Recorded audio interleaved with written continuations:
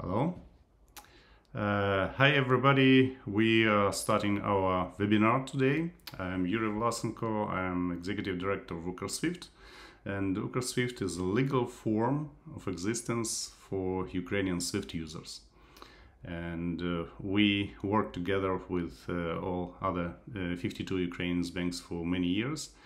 And today we have a webinar with the ISO Technical Committee 68, and we have a chance to talk to the leadership of ISO Technical Committee 68. We have together with us Jim Northey. He is the chair of the Technical Committee 68. And Technical Committee 68, by the way, this is the technical committee responsible for the creation of financial standards. So right now we are using with us in banks ISO 222, for example. This is financial services standard which all of us using when we use Swift. Also Ukrainian system of electronic payments also has under the hood ISO 222. So we use financial standards all the time, and you know that in Ukraine we also use Ukrainian IBAN, and IBAN standard was also created by ISO. So basically our life is impossible without standards, and our life is impossible without technical standards for financial service. So today we will have with us Jim Northey. We have the chair of the committee. We have Gary Hartsing, who also helped to organize this series of webinars, and who is also just looking forward person who is driving forward the development. And we hear his presentation today. We have with us Carla McKenna and Janet Bush. So with this, I would like to give a stage for Jim Northey. So please, Jim Northey, the chair of ISO Technical Committee 68.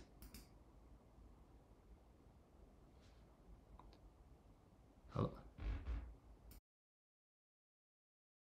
We're very pleased to provide this overview of ISO TC68 standards to you, which, again, some of you may be familiar with those, but we'd like to give you an overview of the organizational structure. We plan a series of webinars. This first one is focused on an overview of ISO TC68.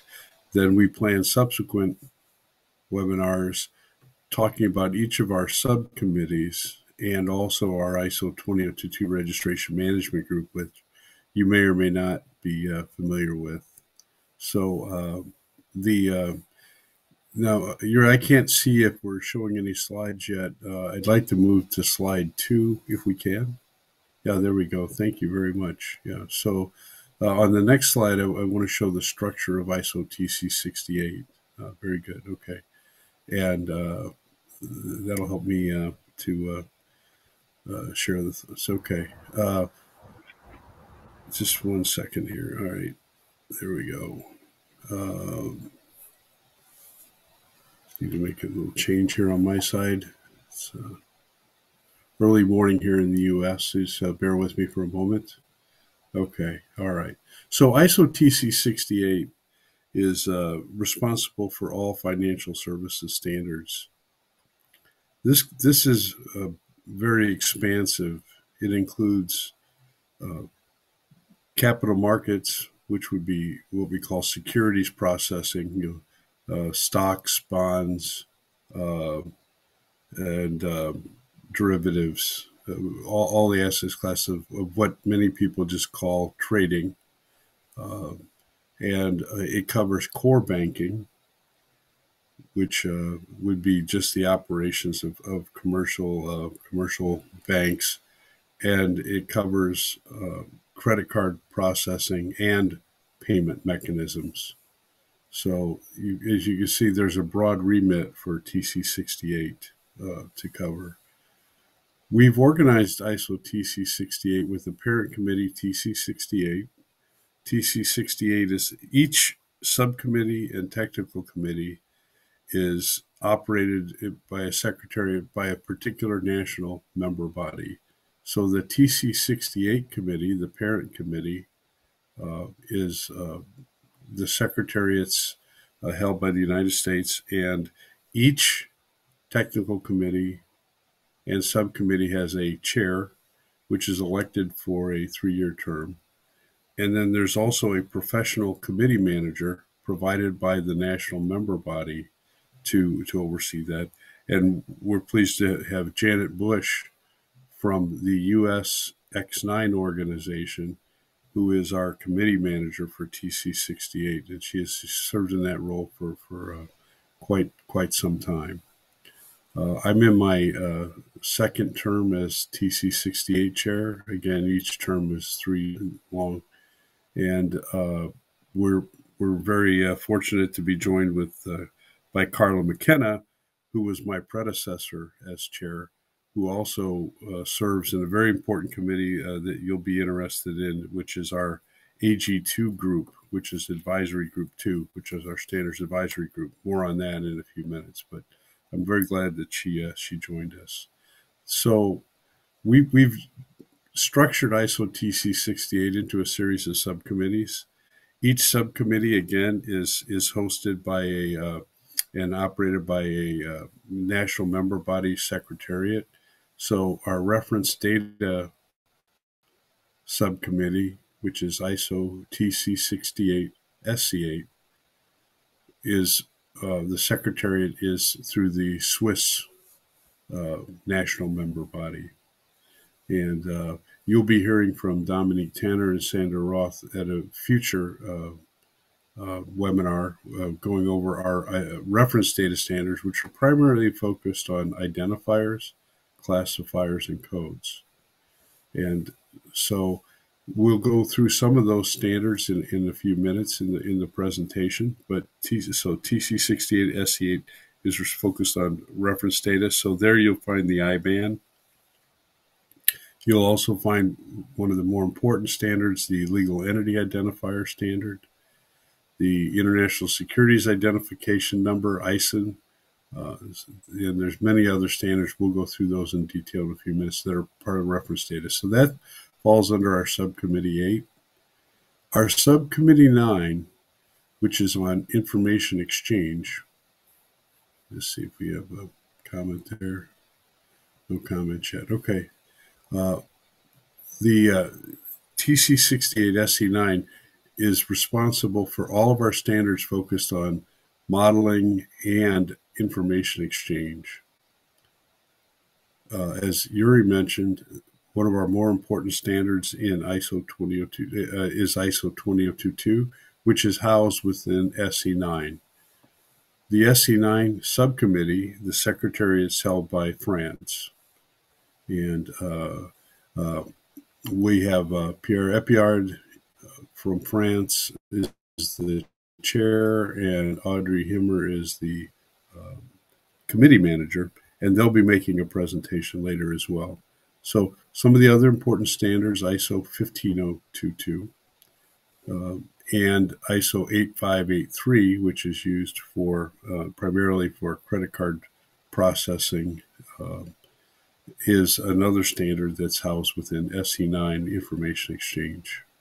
The third subcommittee is the security subcommittee, which is focused on information security aspects for financial services. And that's currently led by Mr. Kim Wagner from Visa. And the committee manager is Sarah Horsfeld.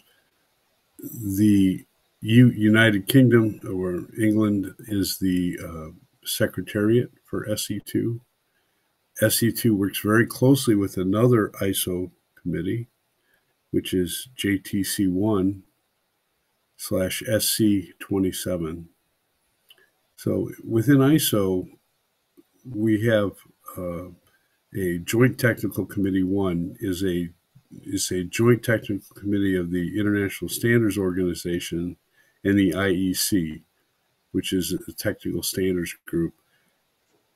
housed within JTC1 are what we call our horizontal communications, information, and telecommunications standards. These JTC1 technical subcommittees offer their services and their expertise to what are vertical standards, such as one specific business domain. For instance, TC68 in financial services has requirements for information security.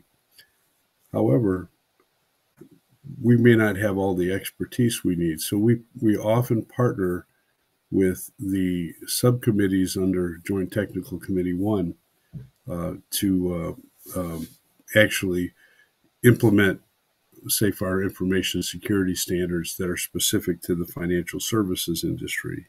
And unfortunately, financial services industry, as you are all very well aware on a daily basis, has special and unique challenges for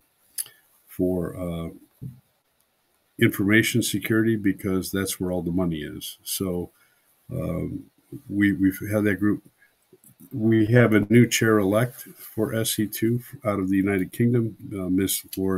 Laura Jones will be taking over for Kim Wagner here next year. So those are our three main subcommittees. Just to review those, the Reference Data Subcommittee 8 is responsible primarily for identifiers and classification schemes.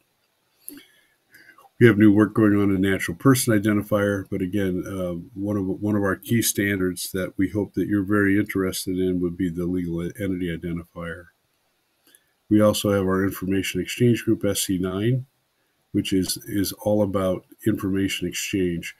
I want to make sure that I'll make one comment, and maybe Garrett will comment on this later when he shows his slides, but ISO 20022 is much more than a messaging standard. It also represents our common business model.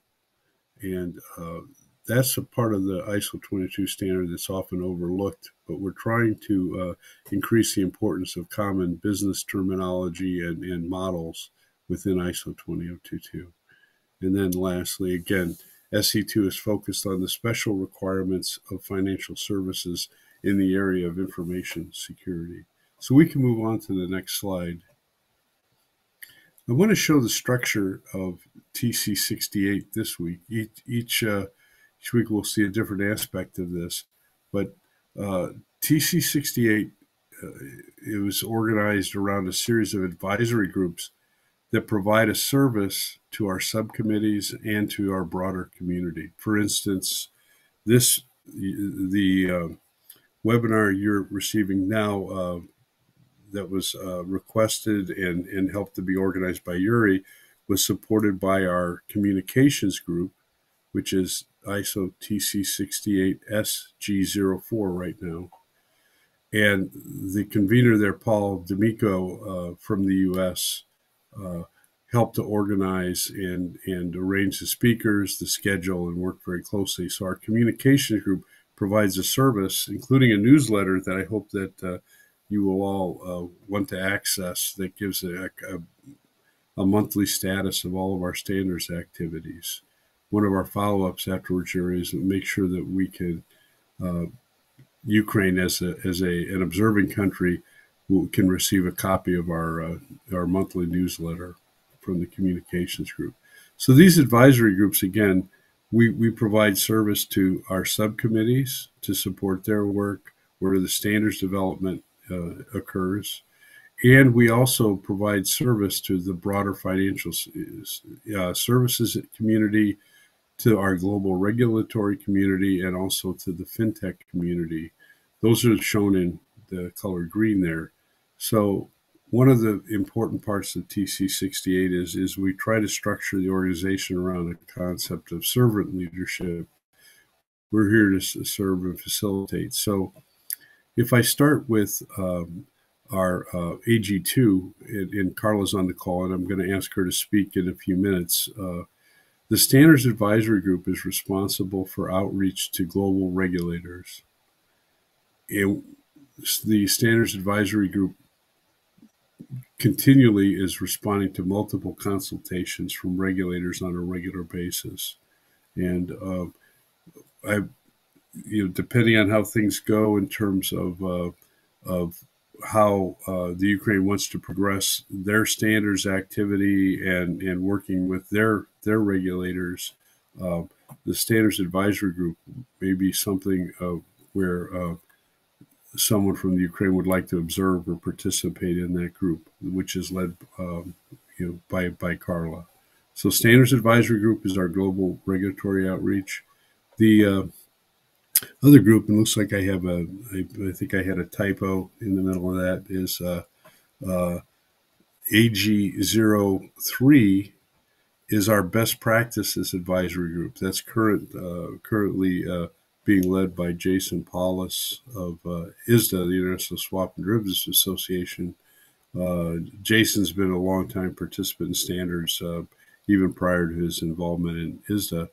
That was formerly led by Carla.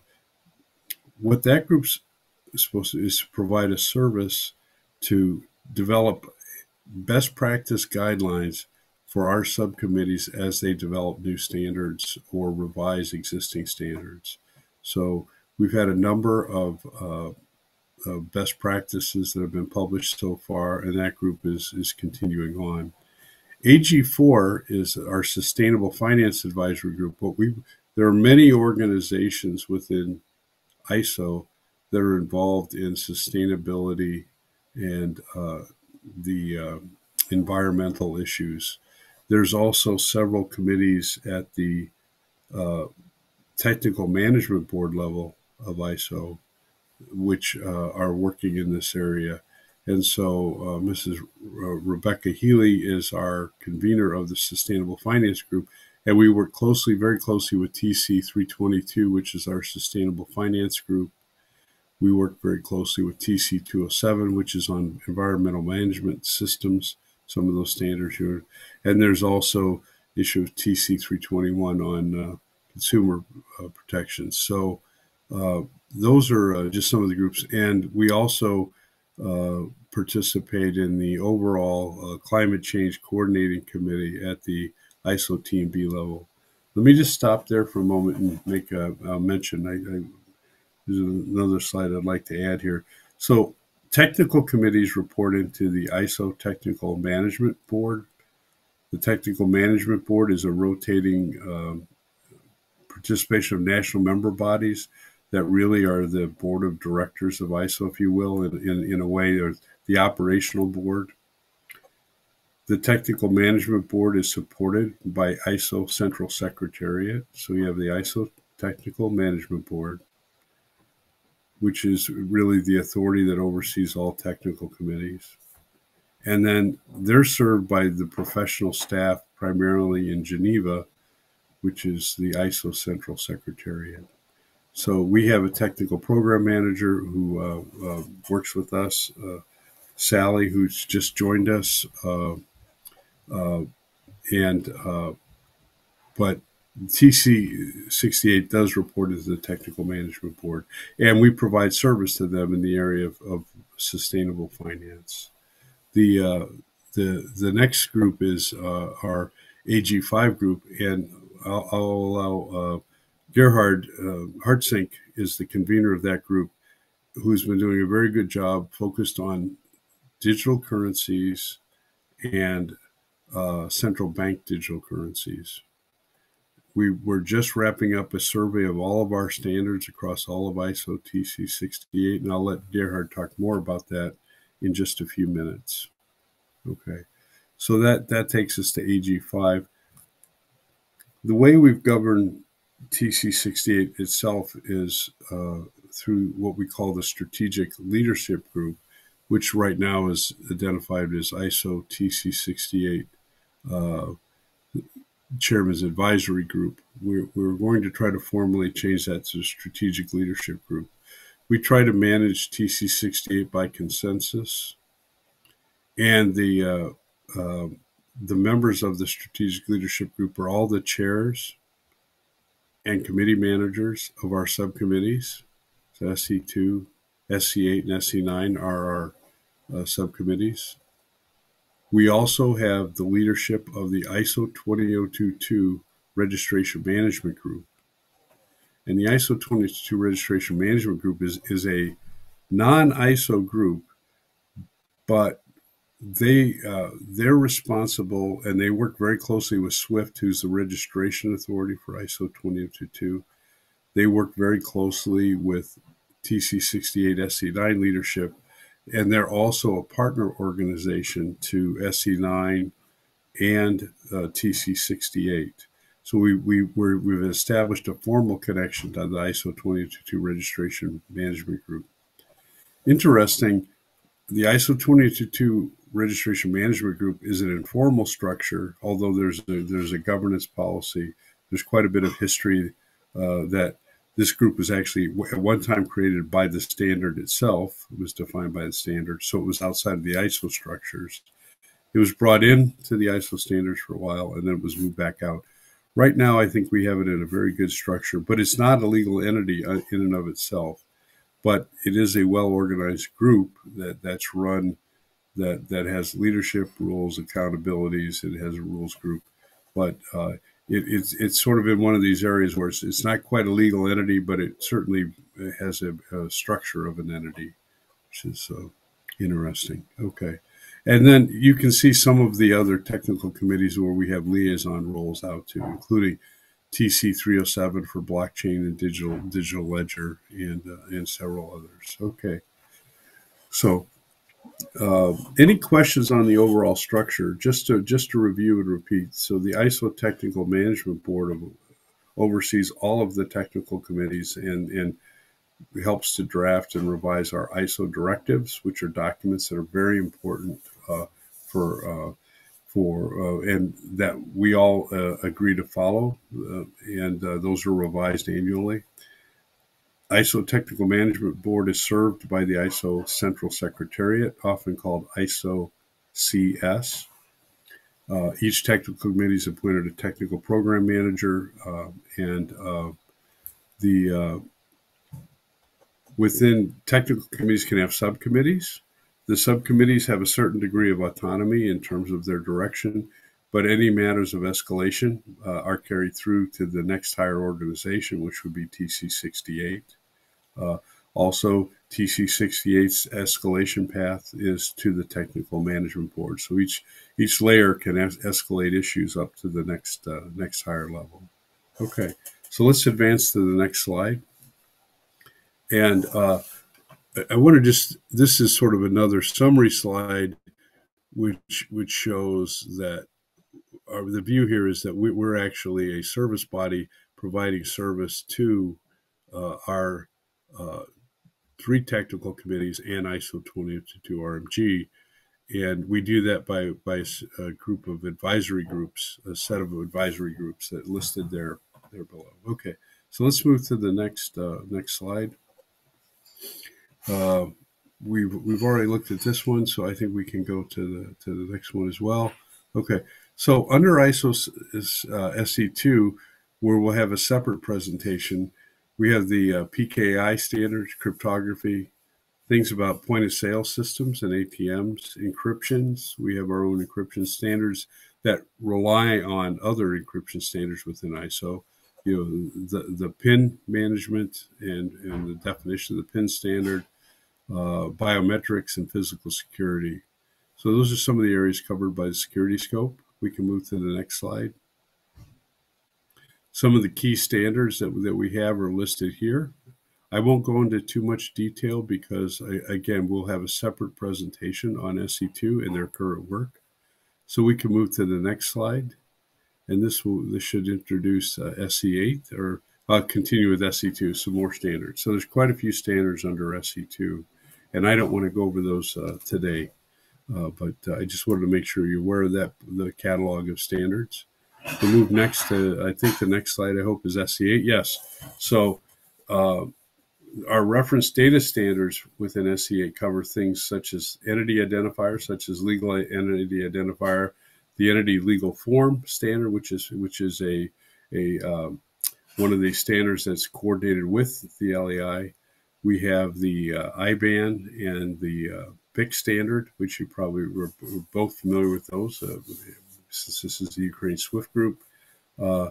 Then there's also working with global regulators. We created the Unique Transaction Identifier, which is one of the standards that the Ukraine should be looking to adopt for securities transactions. And then we have financial instrument standards such as the International Securities Identifier number, the CFI code, which is classification of financial instruments, the financial instrument source name, and very importantly, the ISO 4217 currency code standard. We also have the unique product identifier, which is now a standard that again was done in coordination with global regulators for identifying unique derivatives, especially OTC derivative products. And then for trading venues, we have the market identifier code. So we can move to the next slide. We have a summary of our standards. So a little bit more information that I won't go into too much detail on this because we will have another presentation that will drill into this. But if we move forward, we have should see a list of some of the standards that are available within SC8. And on to the next slide. And I think we have to go forward one more again. Let's see if we can. Yeah, one more. There. Okay, now we're to SC9, our information exchange. And again, this would be, if you're familiar with ISO 20022 and all of our messaging standards, these are housed within SC9. We also have modeling and application programming interfaces are being addressed through this group. And so we can move on to the next slide. And I believe the next slide should give us a list of those numbers. 8583, again, was used for card-based transactions. We have 15022 and 20022, which are really important. And then some other standards, which will be discussed later. Okay, so that's SC9. So we've covered SC2, SC8, and SC9. I want to just talk briefly, and I know Gerhard wants to make some comments on ISO 20022 as well, so I'll keep this on. But ISO 20022 Registration Management Group has its own membership. I think that it would be worthwhile for the Ukraine to participate in the Registration Management Group. In addition to, I would very much like to see the Ukraine consider moving from an observer country role to a participating country role in the future. Let me just stop there for a moment. ISO has 3 levels of participation. For national member bodies, they can either be a participating member, which means they're entitled to vote. They have the responsibility for providing delegates and also submitting annual reports and for participating in our plenary meetings. Then there are observer countries. Right now, the Ukraine is an observer country to TC68. In observer country, you're able to participate in meetings and join in the plenary meetings. However, you're not able to have an official vote on standards or any of our other committee ballots. So I bring that up. So there's 2 levels. The third level is organizations that are not national members or not countries can participate in a liaison role, and we have many liaisons involved. But the membership of ISO 20022 Registration Management Group is separate and outside of the ISO structure, so that it's a bit more flexible because we wanted to make sure that the broad user community who rely on ISO 20022 were able to get involved in the registration and the evolution and the actual use of the standards. So the RMG plays a critical role in reviewing new messages and new content for our business domain model.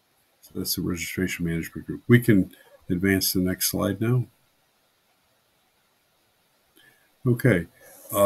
I've talked briefly at the beginning about our SG4 communications group, which is led by Paul D'Amico.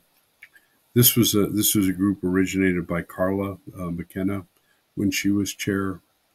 The group now is really running at a very high level of efficacy. It's really running well under Paul's leadership. We have a monthly newsletter, as I said. They'll coordinate. They coordinated with Yuri this session here, future webinars, and also articles. They maintain a separate website. We have two websites. We have the main default ISO website. Then each ISO technical committee is allowed to have their own website. We update that content regularly now under Paul's leadership, working with Scott McIntosh from one of my companies, and so that's going very well. The next slide, please.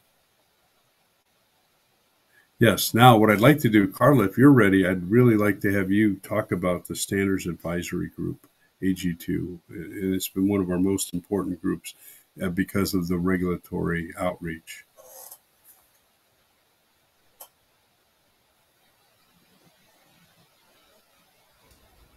Okay, Carla? Yes, hello, everyone. Yes. Thank you, Yuri. Hi, Carla. Thank you, Jim. Hello, everyone. I'll just give you a little bit of background on AG2, the Standards Advisory Group. Jim has already introduced the group as the point of contact with TC68 from the regulatory community. So just a little background, we started this group after the 17442 standard, the legal entity identifier standard, was developed in response largely to the regulators' need, both for the public sector and the private sector, for an international level standard to identify legal entities. And we were asked as ISO TC68 to develop the technical standard for the LEI. But then a large effort was kicked off between the private sector and the public sector, actually to put both the governance and the structure of the global LEI system in place. And as you may know, ISO working groups need to be disbanded after their work developing a standard has finished.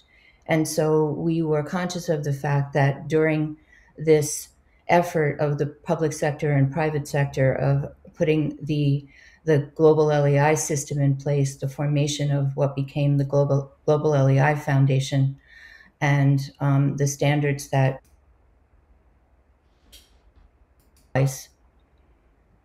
might need a place within ISO TC68 in order to be able to ask questions and to clarify some of the aspects of the standard as the standard was actually implemented. And so that's when we kicked off our standards advisory group. So from that time, we kept the standards advisory group with its initial terms of reference for a few years. But then we decided, rather than just offering the SAG, as we call it, to be able to consult with regulators on just the 17442 standard, we actually broadened its terms of reference so that it could be the central focus of any questions, clarifications, and also our promotion of TC68 standards to the global regulatory community. So out of this effort, beginning with the LEI, we have seen the following other standards adopted and worked on with the coordination of the SAG. So we see the ISIN used prominently in regulatory reporting frameworks. We participated along with the CPMI IOSCO in their harmonization working group for the development of the unique transaction identifier, the unique product identifier, and the use of ISO 20022 for the critical data elements for derivatives in completing that work. And we worked very closely with the regulatory community as the SAG and the TC68 leadership on that. We also see some of our most recent standards, especially now with the push for digital assets. We see our digital token identifier also as relevant in the regulatory reporting frameworks that could arise out of that. So our primary way that we deliver the information to the regulators, Jim mentioned before, is through responding to consultations. Since Corona, we have not had very, very many direct interactions, meetings like we used to attend. So we primarily use webinars like today, and also our scouring of the airwaves and websites, and depending on our members, for alerting us to consultations that are out by the global regulatory community. And we respond to these consultations, showing the relevance of standards to that particular report, especially reporting area, or usually reporting area, where these standards could be used for structured data collection, aggregation, and analysis. So are there any questions about the SAG before I turn back to Jim? No, actually, right now we don't see any questions. I think, that we'll maybe just take questions and have them at the end of all presentations. Yeah. So. Okay. Very good. Okay. Thank you. All right. Thank you, Carla. Thank you very much for joining us today. And then back to the slide. I think the next group I'd like to talk about is the AG5 group, and we have 2 slides. And I think Gerhard would like to talk about ISO 20022 messaging and also talk about the work of AG5. So, Gerhard, over to you. I think we want to advance one more slide forward. I believe the next slide is Gerhard's. So I think, Gerhard, you wanted to speak a bit about ISO 20022 itself, and then also talk about your AG5 work. Yeah. Maybe to complement what was said already about ISO 20022, I was the first convener of ISO 20022.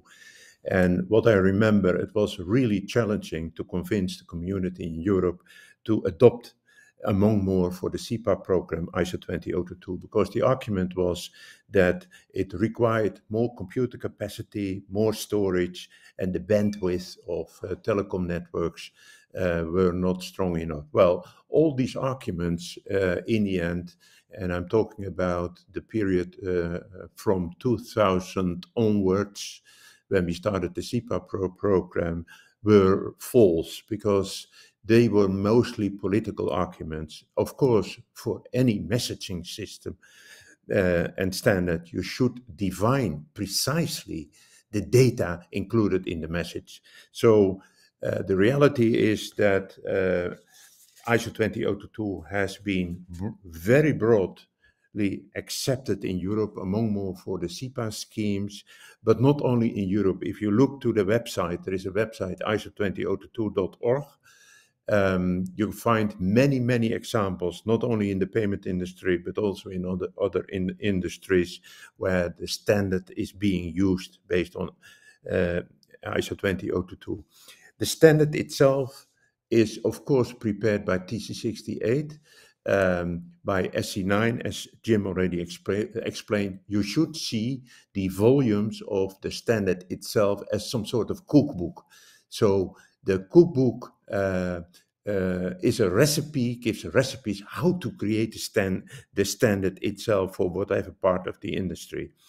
There is a book created, I believe it's currently version 6.7 or 7. It's free available. You can download it. A book, the ISO 20022 for Dummies. And I think if you are not yet aware of the value of ISO 20022, start with that book.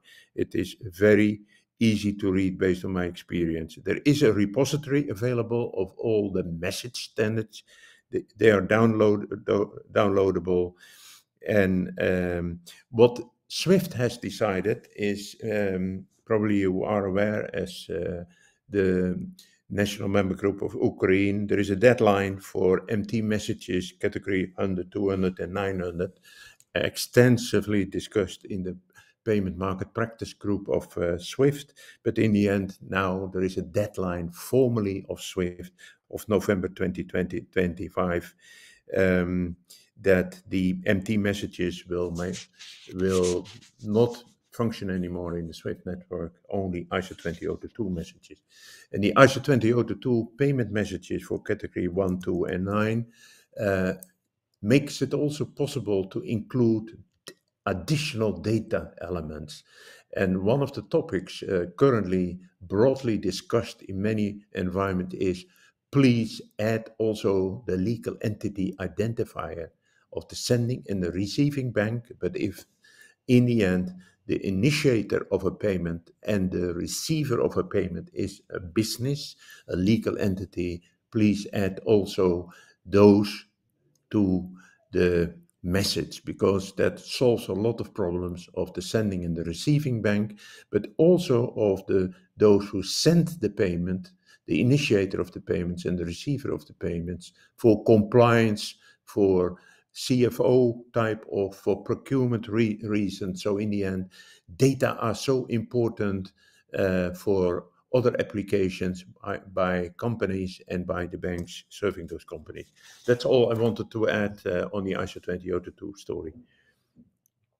Maybe ISO AG5, there is one slide. Last year, I represented the Netherlands in NEN, the standardization body in the AG5 group. AG5 was created by TC68 plenary to explore what to do with digital currencies. The word digital currencies was used, but it covers central bank digital currencies and it covers non-fiat currency. Think about Bitcoin and many others. There are about 20,000 currently. So, yeah, and we may want to advance this slide one forward. Yeah, to the next. There you go. They're very good. Thank you. Sorry to interrupt, Gerhard. Yeah. No problem, Jim.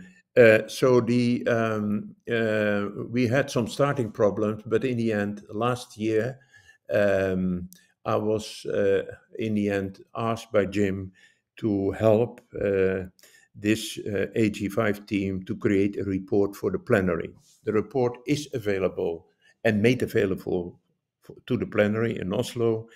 AG5 reports are not published on the ISO website, and the reason is very simple. An advisory group is helping the plenary to do the job as asked for.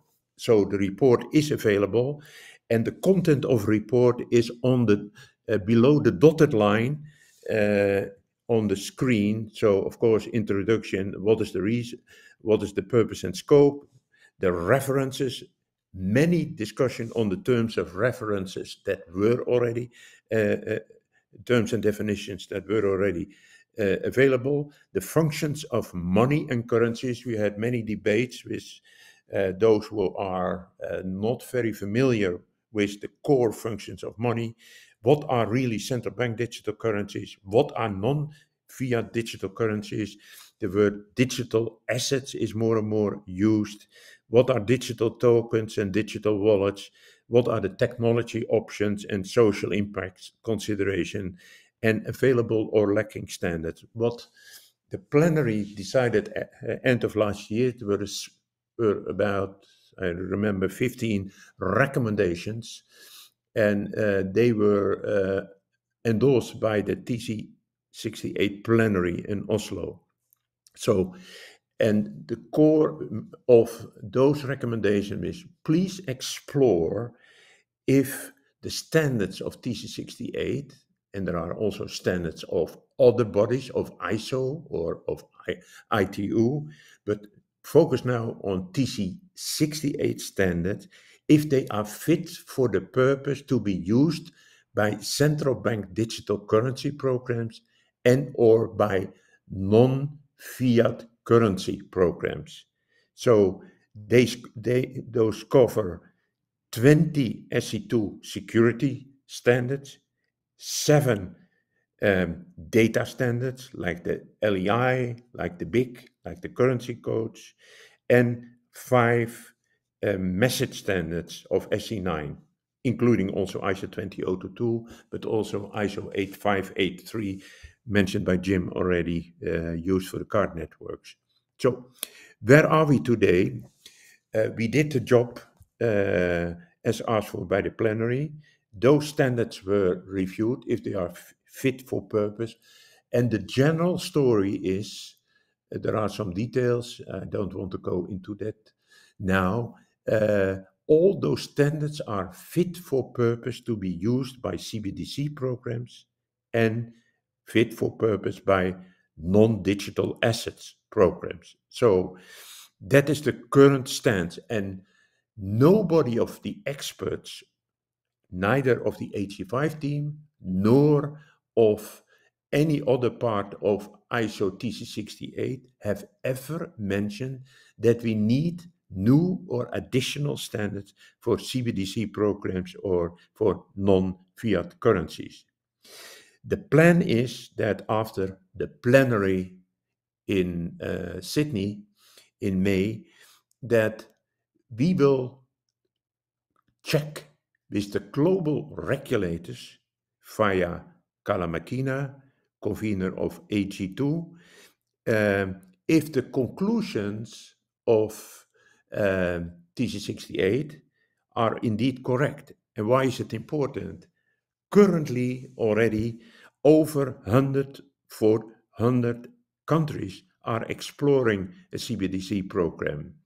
I added a link to the slide, Atlantic Council tracker. Look at that, then you can see who's working on it, who has implemented already, like China, and what type of technology, if already a choice is being made, is used for, in particular, retail CBDC. Well, the majority of central banks do not want to continue to use, for instance, DLT technology for retail CBDC.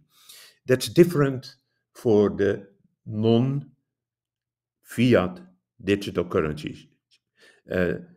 Over there, DLT technology is quite often used, but that is not the agenda so far of the majority of the central banks I'm aware of. So I think I can stop here. There is a lot of information available already in the report that is stopped end of last year. So you find a lot of references of many organizations around the world, academics, central banks, global regulators on the topic. And there is in Europe also a lot of developments because, well, the European Central Bank plans to take a decision on the digital euro end of this year. I'm one of the members of the market advisory team. The European Commission is preparing also legislation for the euro area. The euro area is 20 countries these days. And also for the non-fiat currencies, for digital assets, Europe has developed legislation. It's called MiCA, M-I-C-A. And my understanding is that similar developments are taking place also among more the US and in the UK and probably many other countries I'm not aware of. Jim, I'd like to give it back to you. Gerhard, thank you. We have some very strong leaders, Carla McKenna, Gerhard, Paul D'Amico, just as some examples. We're very fortunate to have these folks with us. I want to mention so that really concludes our introductory webinar. Again, we're going to drill down in future webinars into specific standards across SC8, SC9, SC2, and the ISO 222 RMG. I wanted to mention one other area in closing, and maybe just take 2 minutes, and then we can have some questions. In the area of artificial intelligence, we have a proposal for a resolution to form an artificial intelligence advisory group underneath TC68. We plan to partner very closely with TC68, JTC1, SC42. Let me repeat that again. It's the Joint Technical Committee 1's Subcommittee 42 on Artificial Intelligence to look at areas of artificial intelligence trustworthiness, one aspect, a framework for validating artificial intelligence as it is applied to the financial services industry. And we'll also be looking at the risks of artificial intelligence, both on the fraud space and also in terms of fairness and bias. So that'll be another area where we're hoping to provide service to the financial services industry in the future. So, Yuri, over to you. And we want to thank the Ukraine Mir Committee, the observers from Ukraine SWIFT, for participating today. And, we wish you all the best, and we look forward to further engagement with you. Thank you, Yuri. Yeah, thank you. Thank you very much, Jim. Thank you very much for all the team from ISO TC68. Thank you for all your great work. I hope that we will be able to work together more active. Yeah, and as you already mentioned, we hope that we will work as participants, not only observers, in the future, and just maybe also make our contribution to the general progress of standards. Of course, yeah, we have definitely problems right now. As you know these problems that we had with the LEIs, and we discussed this with the Gerard, and before this large invasion, it was a project just to issue LEIs to all Ukrainian exporters and importers, but unfortunately, because of the war, because of terrorist activities of Russian Federation, so we had to close our open registries, because Russian terrorists they were able to access this data and actually terrorize businesses on the occupied territories. So that's why we were not able to move forward with the project. But I hope that sooner or later, with temporarily existing Russian Federation just cease to exist. So we will move forward definitely, and together, and with all other countries, with all other people, who want to live in peace. So we will move forward together, and we just do we move with that project, LEI project, and definitely with all other projects which help us to move forward as a humanity, one together, all together. Okay. Yeah, I have some experience. I wanted to say I just had some experience back in 1992 when the Ukraine and the Soviet Union collapsed. I was very much involved in networking, and I helped design a satellite system that was designed to communicate between the Export-Import Bank and the central bank for clearing transactions. And of course, as we saw, there was not much infrastructure left behind after the Soviet Union. So the Ukrainians had to rebuild, had to find a way to participate. I remember some of the funding had to do with it was a barter system of titanium coming out of the Ukraine in exchange for Coca-Cola going in. That's how the financial transactions were occurring in 1992. And it is, I will say, quite saddening to see that, due to outside forces they're trying to impose their will, that they're trying to destroy that infrastructure that the Ukrainians worked so hard from 1992 on to build up. So Godspeed to all of you. Thank you. Yeah, thank you for all support. Yeah, and we all think that we are strong only together. So we help each other and we move forward together, and we will develop together standards, because this is a foundation. This is a language we speak, and we cannot communicate without the language. So our standards is our language, and thank you for your great job that you are doing. And many people maybe don't realize, and only people who are involved, they really just realize that everything that we do, especially in banking, because we are just in the banking area mostly. So everything that we have under the hood of this engine, these are standards, and there is a great work of amazing people doing this job. And so so we now have these results. So thank you very much for that. Actually, Jim, I think we are wrapping up and finishing on this.